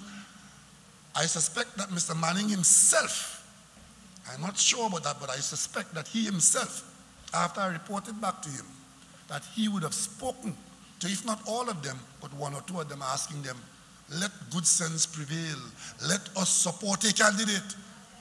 Eventually, we had to choose a candidate because we can't put up 9 candidates in the seat. So the leadership that is responsible for the party made a choice, and we selected what we thought was the best person for the seat. That candidate now have 8 enemies. 8 of the 9 not giving their 100% or not at all supporting the 9th candidate. And we lost the Faizabad seat, I think by 166 votes, some similar figure. And since then, Faizabad has gone on to become a UNC stronghold, where we're losing it by 3,000 votes and that.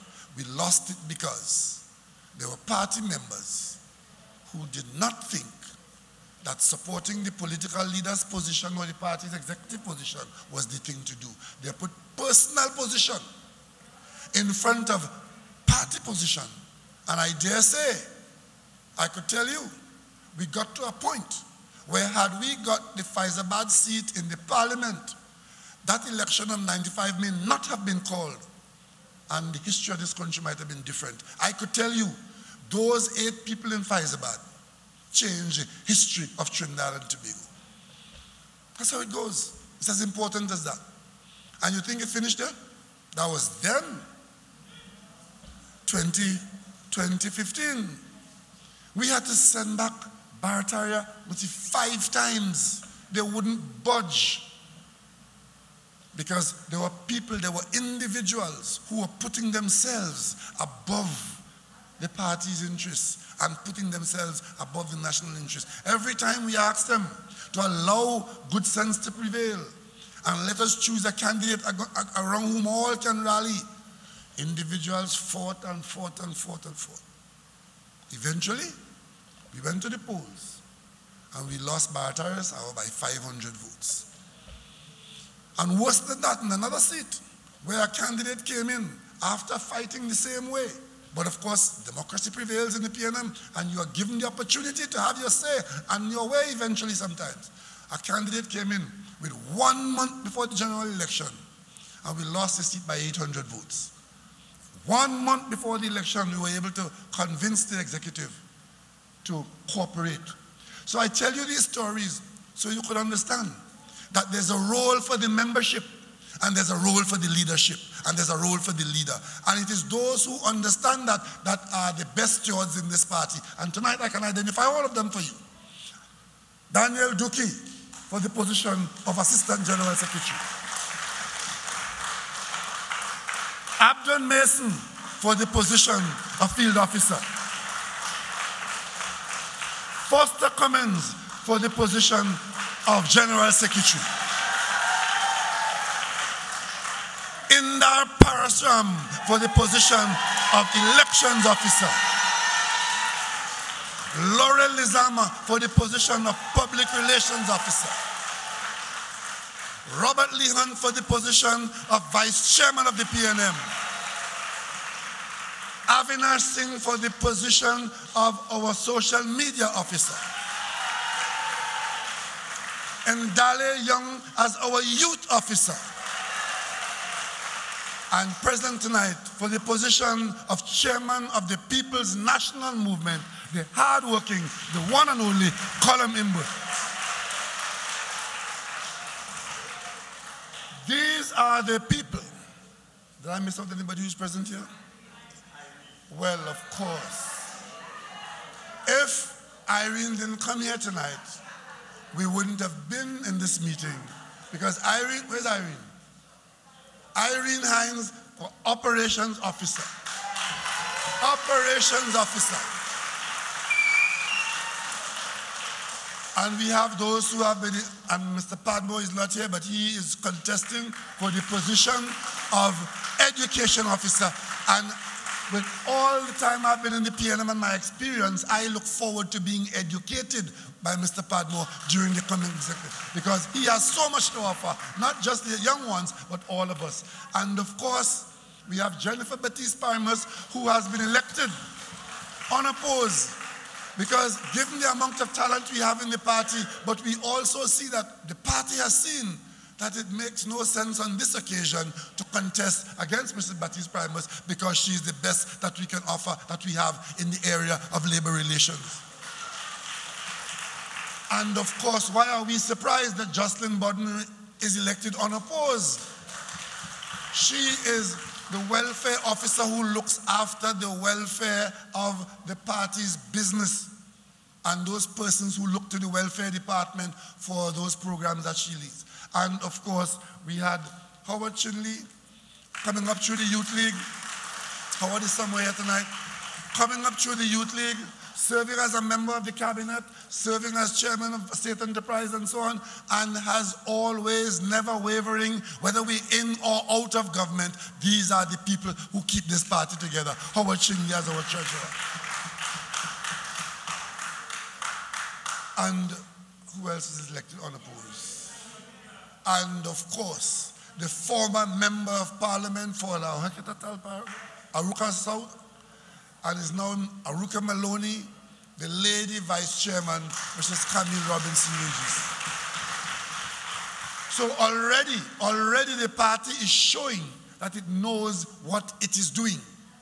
So those persons who are elected unopposed, the party has said, we are on this occasion, we see no reason to want to contest this position, because the individual who has offered him or herself, we believe is the best person at this time, and therefore we save some ballot paper in that situation. And on that basis, ladies and gentlemen, I want to thank you all very sincerely for giving me the support and the opportunity and the responsibility to guide this party into the next term of 4 years as your political leader.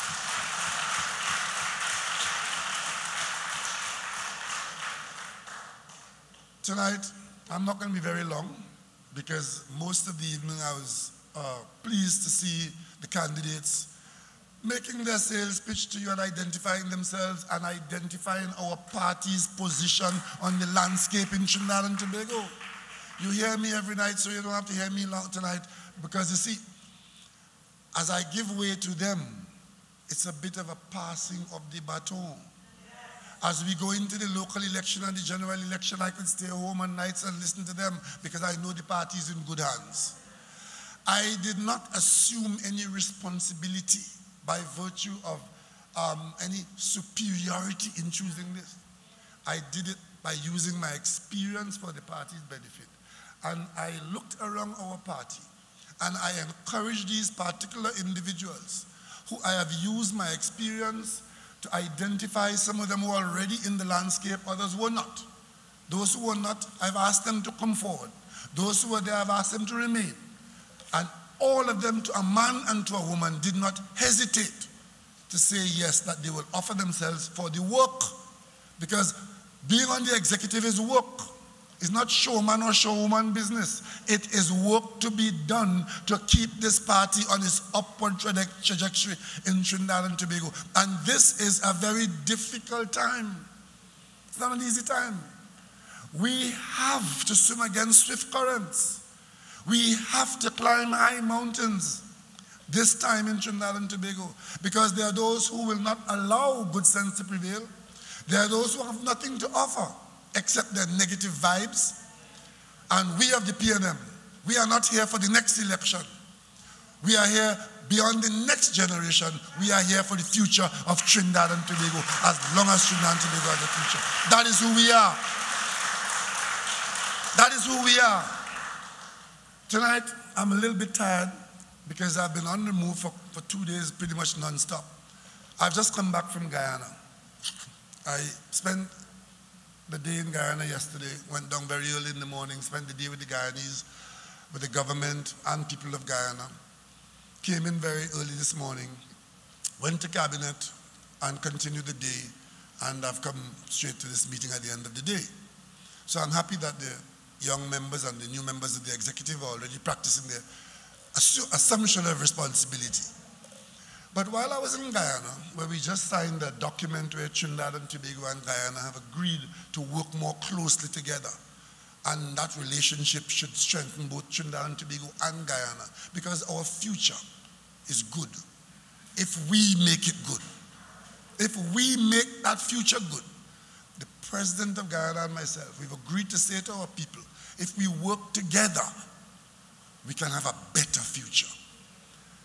And at the end of the function, the formal function, there was a press conference. And one of the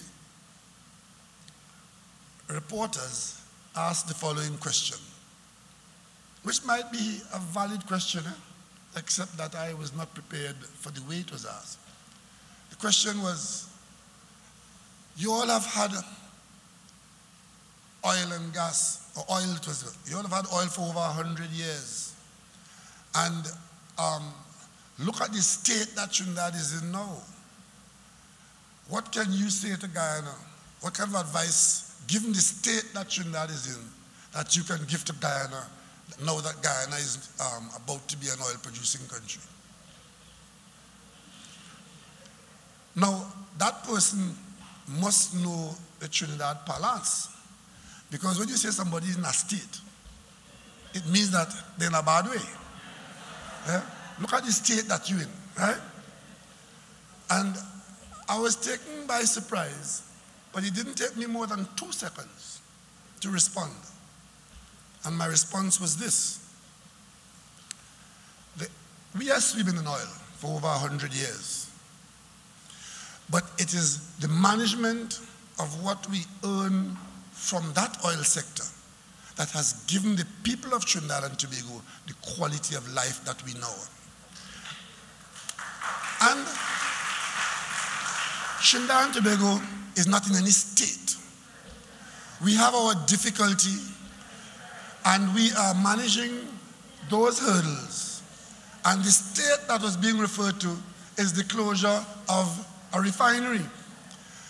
And that is a piece of equipment that was being used in the oil industry. And it has worked well for us for quite some time. But there comes this time when it is not working well for us, and we have no difficulty at this time in taking the necessary corrective action. Because you see, it is what we have done as a people using the resources of the hydrocarbon sector largely, especially in the last 2 or 3 decades, that has allowed us to move from where we were to where we are. Because some people believe that the difficulties that we may have today are the worst things that ever happened to us in this country. Let me ask you all something. How many of you remember when Land Rovers used to drive around this country, and on the doors of the Land Rover, there would be the sign of the Health Department over it is. And it was the eradication, it was a yaws eradication program. Anybody here know what yaws is? Anybody in this room know what YAWS is? Y-A-W-S? Well, when you go home, go and look it up. I wouldn't tell you what it is. It was a medical problem, right, which was so widespread in this country that a major government program involving going out into communities. The first Land Rovers I saw were Land Rovers in that program going out there to eradicate YAWS. And I asked any old person who you know who's still alive if they ever know what jigger is in your foot. You walk around barefoot in this country and you get jigger in your toe. That was normal in Trinidad and Tobago. Today, we have one of the best public healthcare systems in the Commonwealth. Notwithstanding all the bad mouthing that you hear about outside the hospital. Recently, I had the opportunity of going into the hospital at night to see one of my very close friends on the ward.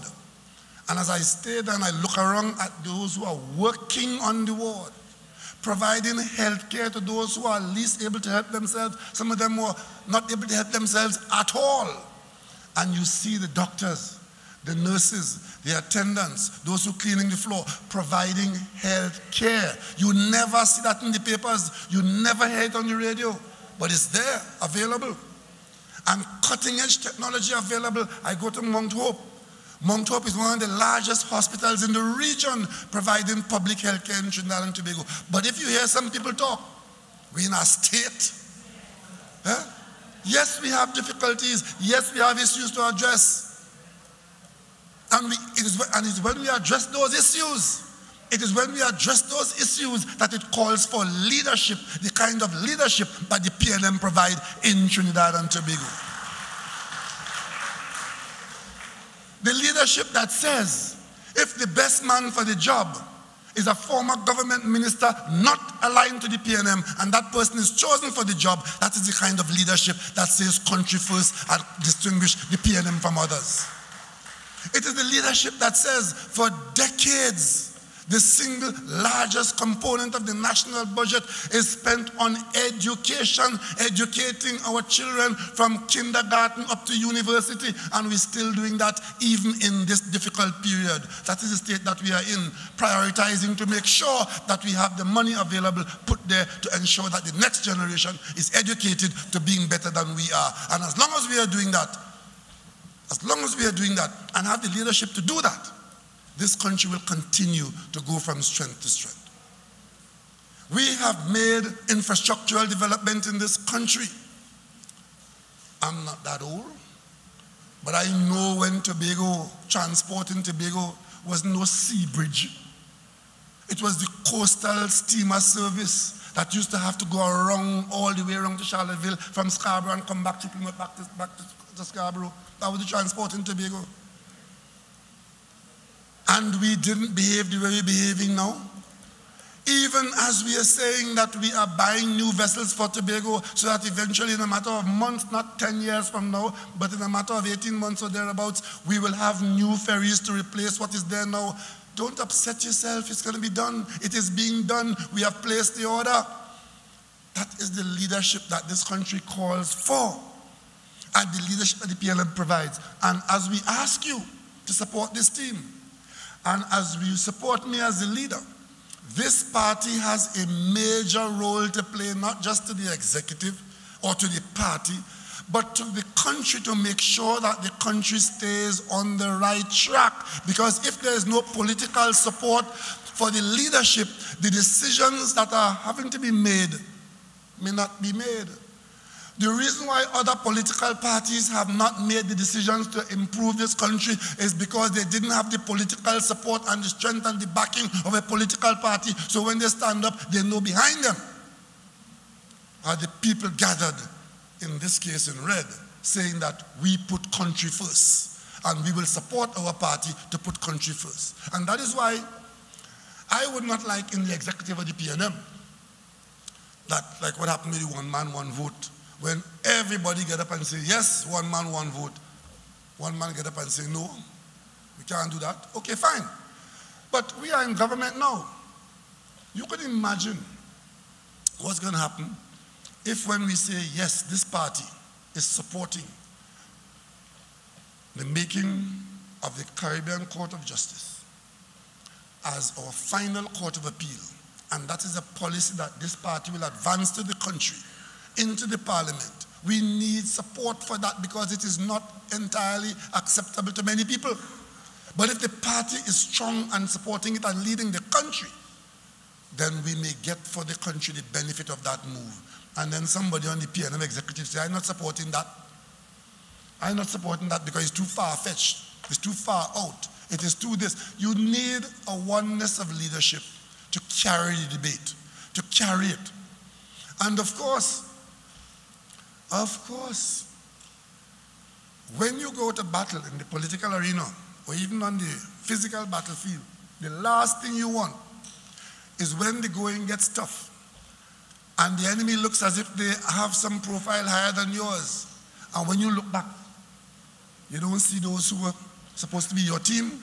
Or worse, when you hear the shot, it's coming from behind you, one of your own. You want to have the confidence that whatever state the battle is in, that you can count on your people to stand with you. Because if you have the rectitude of your cause and you have the commitment to your vision, you will always prevail when the battle is over. And that is what the PNM leadership is asking for from its membership. And that is what distinguishes us from all the others. You hear them saying, oh, the PNM has been in government for so long, and therefore the problems that the country should have been solved, and they have not been solved because the PNM hasn't solved them. Every country has problems of one kind or another every day of the year. There's no country in the world that doesn't have some kind of problem. So any government in any country at any time has to deal with some problem. But when you ask yourself, the era when the NER was in office, what are they remembered for? Two things. One, they brought in a change to the taxation system, VAT. That was an NER initiative. And the second thing, 1990, government fall apart in a coup. Those are the two things. There's nothing else that distinguishes the NER. Nothing. The UNC, under Mr. Pandey, what is that government remembered for? They built an airport terminal building. It is there now. And that terminal building was labeled as one of the most corrupt projects that ever took place in Trinidad and Tobago. And a large handful of them went to jail, and some come out early, and some come out late, and some refused to go to court. That is what distinguished that period. And then, of course, there's another period of 5 years under Mrs. Kamala Prasad Bisesa. This one was a very special one because 5 years, the 5 largest budgets ever handled by any prime minister in Trinidad and Tobago, the 5 largest budgets. She had those budgets in her term. Tonight I ask you, think for a moment. What can you identify as improvements to this country as a result of the tenure of the Kamala Prasad Bisesa government? Tell me. The only thing that that government can be distinguished for was political instability in the cabinet, the largest cabinet, changing every Monday morning. One time I was in the parliament and the speaker asked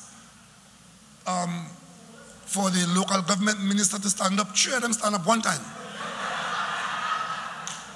That was the nature of that government. And of course, having left office, history will record that the only thing you can point to the period of Mrs. Kamala Prasad Bisesa's government was rampant corruption. Rampant corruption in all its forms and fashion.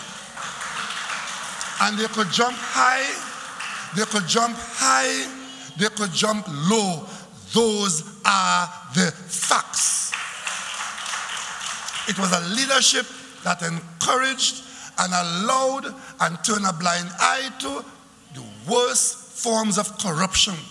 And if I had time for it, I could list them all for you, from live sport to the OAS project going to Point 14. And if you, the PNM members, didn't support your PNM candidates to form a PNM government, we could show you a list, and we'll show you eventually a list of billions of dollars that would have been paid to people purporting to have done work for the state. Some of them were already certified. Many of them, they had in-house estimates. For example, the in-house estimate for the Curep interchange was $500 million. They had awarded a contract already on the eve of the election.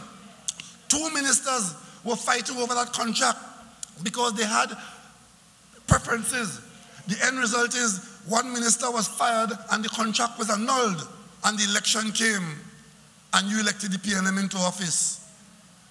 We are now building that overpass for $200 million less than it was estimated for.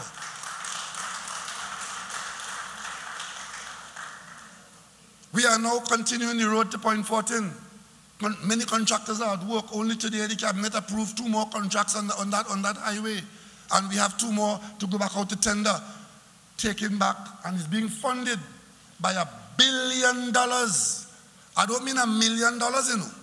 $1,000 million that we have taken back from that contractor that went bankrupt, that this government has fought for in courts abroad, won the fight, got back the money, and we are spending it now on the highway. That is the difference between us and them. And they suspected that we would have done that. So you know what they did? The week before the election, they removed from the contract the clause that said that we could sue, we could go after the contractor if he became bankrupt and get him off the contract. So to prevent us from removing the bankrupt contractor, they took out that clause. I am not here telling you any story. Those are the facts. So we went after them and we called the bond, and they resisted. They wanted to abandon the project as they did before the election, and they wanted to hold on to the $1 billion bond. We had to fight on your behalf to get back the money, on $1 billion, and we are now spending that money.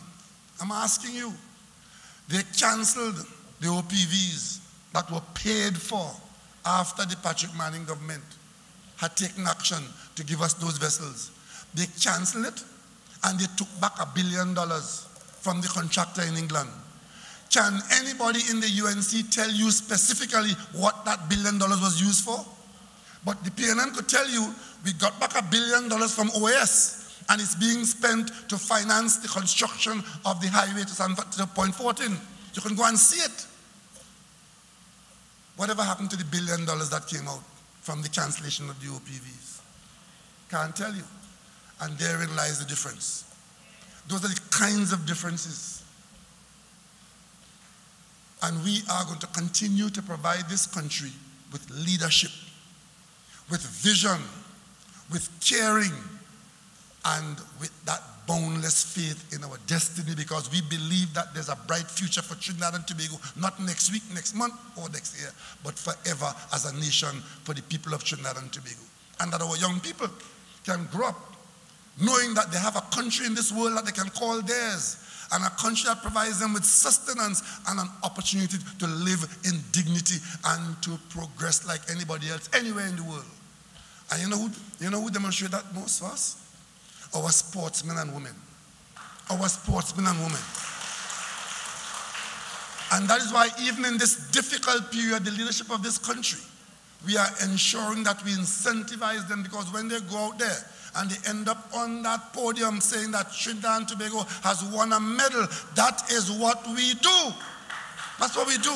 We fight to be at the pinnacle of success. And when you go on that podium, you come first, you come second, and you come third. You have taken our country with you upwards and upwards. And we find that money, we prioritize, we support our young children, We support our elderly because there are all those who are on those social support programs. They are still there. Every month they get their check. Even though the Minister of Finance is struggling and we're operating deficit budgets, we have not reduced the amount of expenditure on one single social support program. We have not reduced our social support commitment to those persons who rely on that check from the Ministry of Social Development when the month comes. And that is what leadership does. So when they say that Trinidad and Tobago is in a state, that is the state that we are in. The state of confidence, the state of progress, and the state of a future. That's the state that we are in. And to have that as your legacy, you have to have a political party like the People's National Movement. And we are not here formed in any rum shop over a bottle of rum. We are here formed out of the intellectual strength of Dr. Eric Williams, who in 1956 saw a future for all the people of Trinidad and Tobago, all the people of Trinidad and Tobago. And I dare say, after 62 years, and we are now in our 63rd year, the record will show that all the people of Trinidad and Tobago, through hard times and good times, we have all prospered, and we all in this together. We're all in this together. So tonight, I want to thank all those who have agreed to run for office in this election. On this team or in any other team, we have our symbol.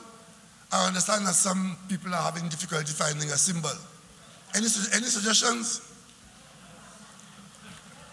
If you have any suggestions for symbols, please let them know because they have difficulty finding some symbol. But our symbol is very simple. Very simple. If you use my name, as you have done, what you see is what exists. And what you see is what you get. And you're running on my record, and your record is mine, and my record is yours. That's what we do. So on September 30th, Sunday, September 30th, as long as you are a member of the PNM, it means that your name is on the voters list. That is our election day. And party members should come out and vote for Team Rowley, because you are voting for people who are qualified, who have demonstrated a willingness and an aptitude for hard work, for teamwork, and as they do it well for the PNM, we'll be doing it well for Trinidad and Tobago, because that is what our assignment is. And when you come out on Sunday, you come out and vote for the candidates to run the party for the next 4 years. In the case of certain members of the leadership, and others for 2 years, depending on which post they run for. But you know your party is in good hands. So take a few minutes to come out and vote. And when you vote, that is your contribution to maintaining in this country stability, to looking towards progress, and ensuring that we of the PNM have taken our country's responsibility seriously. And that's why we say, great is the PNM, great is the PNM, great is the PNM, and we shall prevail. We are a chosen generation. Thank you very much, political leader. And at this point in time, we want to formally introduce our candidates. So as I call your name, please come to the stage and join your political leader. Operations Officer, Ms. Irene Hines. Come on to the stage. Youth Officer, Mr. Ndale Young. Field Officer, Mr. Abdon Mason. Elections Officer, Mr. Indar Parisram. Labor Relations Officer, Mrs. Jennifer Batiste Primus. Social Media Officer, Mr. Avinash Singh. Public Relations Officer, Mrs. Laurel Lezama Leasing. Assistant General Secretary, Mr. Daniel Duki. General Secretary, Mr. Foster Cummings. Vice Chairman, Mr. Robert Lohan. Chairman, Mr. Colm Imbud. And your political leader, Dr. the Honorable Keith Christopher Rowley.